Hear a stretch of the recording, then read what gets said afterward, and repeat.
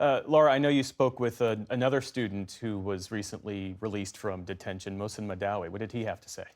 That's right. Last week, Madawi was released from prison in Vermont after a federal judge ruled that the government continuing to hold him presented a great harm to his person who has not been charged with a crime. So like Ozturk, he was not charged. Now, Madawi is a green card holder, and he was arrested by agents at his naturalization interview in April. Now, the Trump administration maintains that his role in leading protests on Columbia University against the war in Gaza posed, again, a foreign policy threat to the United States. Now, Madawi is still facing the threat of deportation. He is allowed to travel to Columbia for his graduation later this month, and he's also allowed to travel for meetings with his attorneys. But I spoke to Mohsen Madawi last night about his experience.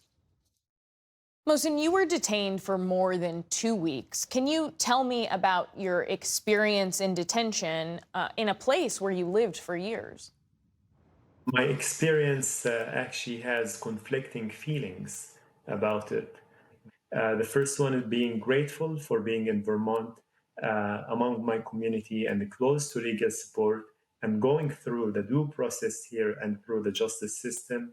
And the other one is feeling the soreness of this injustice to be basically punished for practicing free speech. You said that you thought that your citizenship interview last month was a, quote, trap. Why did you still go?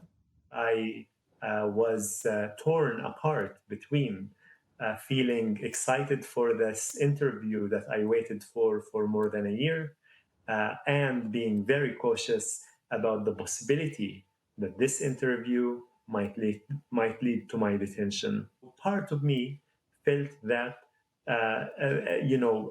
that there might be people in this system of immigration who see my activism for what it is. That is, it is an activism against war and for peace. On the other hand, I also wanted to take the shot because I knew that being detained in Vermont, if I lined up everything perfectly with my legal team, I could go through the process and fight for my rights and fight for my rights on fair grounds.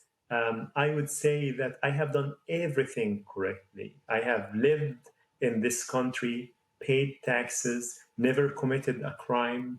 I have studied in this country, built the bridges, connected with many communities, and I really wanted to give it a fair shot and see if I can become a citizen. Mohsen, the administration has said that your presence in the U.S. would have serious adverse foreign policy consequences. And in a memo obtained by the New York Times, Secretary of State Marco Rubio went further, saying that your activities could, quote, potentially undermine the Middle East peace process. What's your reaction to their argument?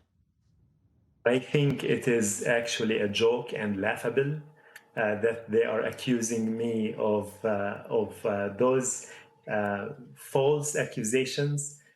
If there is a peace process that they have in mind, let's bring it to the public. Share what is your peace process and come and look at my peace plan that I've developed with partners, Israelis, Palestinians, and Jews, and with professors on campus.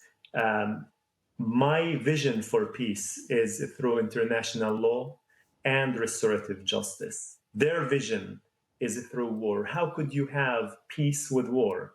If that is their goal, that means they are not thinking of a peace process. The administration has also said that as part of your protests, you promoted anti-Semitism and have accused you of threatening Jewish people. What's your response to that? I believe that they are gaslighting Americans and Jewish Americans as well. I am one of the people who stood up against anti-Semitism in public, and I have basically denounced an act of anti-Semitism that is recorded on video. I am a person who has uh, deep connection and deep empathy for the suffering that the Jews have gone through over the past decade. I see all human life is equal and deserve equal rights. And this administration obviously does not see it the same way.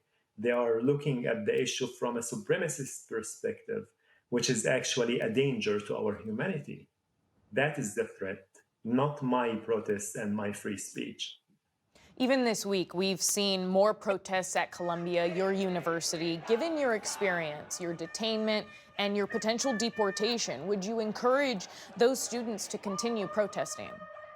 I encourage students to continue protesting peacefully, to abide by the principle of nonviolence, because our words and our voice and bringing the issue to light has way more power than any other elements of it. I would also have to share that I am deeply disappointed of Columbia University administration. It's undermining democracy, it's undermining peaceful protests, and it is punishing its students, which is actually technically capitulating to the Trump's administration and degrading the system of the liberal university that we have and which we love, Columbia University. Some of your peers, like Mahmoud Khalil, are still being detained under similar legal grounds as you were. Do you have a message for them? My message is don't give up, stay hopeful. The justice system is working. This is a light of hope. My release communicates to the whole country here that democracy is still functioning, that the system of checks and balances is still functioning.